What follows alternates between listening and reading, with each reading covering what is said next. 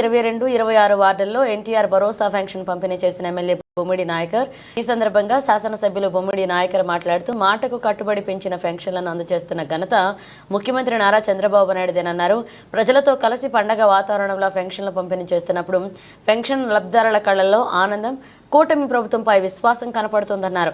ఎన్టీఆర్ భరోసా చరిత్రలో నిలవబోతుందని, వికలాంగులు, వితంతువులు, వృద్ధులకు ప్రభుత్వం మనోధైర్యం నింపిందని, 4వ విడత పెన్షన్ పంపిణీతో ప్రజలు హర్షం వ్యక్తం చేస్తున్నారని, సంక్షేమం, అభివృద్ధి కూటమి ప్రభుత్వ లక్ష్యమని ఎమ్మెల్యే నాయకర్ అన్నారు.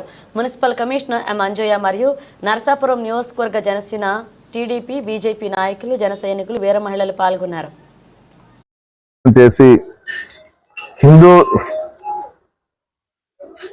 హిందూ సమాజానికి మొత్తం ఇబ్బందికర పరిస్థితి వచ్చే విధంగా కూడా ఆ ప్రభుత్వం ఆరోగ్య కార్యక్రమం తీసుకోవడం కూడా చాలా దురదృష్టకరం. మరి దానిలో పవన్ కళ్యాణ్ గారు కూడా చూస్తున్నాం. గత నుంచి కూడా గత వారం రోజుల నుంచి దీక్షలో ఉన్నారు.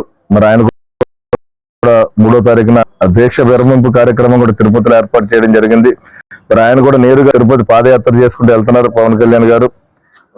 అదేవిధంగా ప్రతి ఒక్కరు మనోభావాలు కూడా దెబ్బతినకుండా మరి ఈ ప్రభుత్వంలో కూడా అందరికీ కూడా అన్ని మతాలకి, అటు హిందువులు కానీ, లేకపోతే క్రిస్టియన్స్ కానీ, ముస్లిమ్స్ కానీ అందరినీ కలుపుకునే విధంగానే ఈ ఎన్డీఏ కూటమి ప్రభుత్వం ముందుకెళ్తే మరోసారి తెలియజేసుకుంటూ, మన నియోజక ప్రజలకు కూడా మేమందరం అందుబాటులో ఉండి మీ అందరికీ కూడా పూర్తిగా రామరాజు గారు కానీ, మేము కానీ, అటు అధికారులు కానీ మీకు ఏ ఇబ్బంది ఉన్నా సరే మేము దగ్గర చూసుకునే బాధ్యత మేము తీసుకుంటామని చెప్పి ఈ సందర్భంగా తెలియజేస్తాం.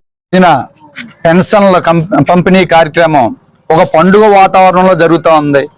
ఎక్కడికి వెళ్ళినా మహిళలు, వృద్ధులు కానీ, అలాగే వికలాంగులు కానీ, అన్ని వర్గాల ప్రజలు కూడా పెన్షన్లు తీసుకుంటానికి ఎంతో అత్యుత్సాహంగా, ఎంతో అభిమానంగా చూస్తూ ఉన్నారు. కాబట్టి రాబోయే రోజుల్లో ఇంకా త్వరగా పంపిణీ చేసి ఇంటింటికి వెళ్ళి ప్రజలందరికీ కూడా అందుబాటులో పెన్షన్లే కాదు, ఇచ్చిన ఎన్నికల మేనిఫెస్టో ఇచ్చిన ప్రతి వాగ్దానం కూడా అమలు చేయడానికి కుటుంబ ప్రభుత్వం సిద్ధంగా ఉందని చెప్పాను.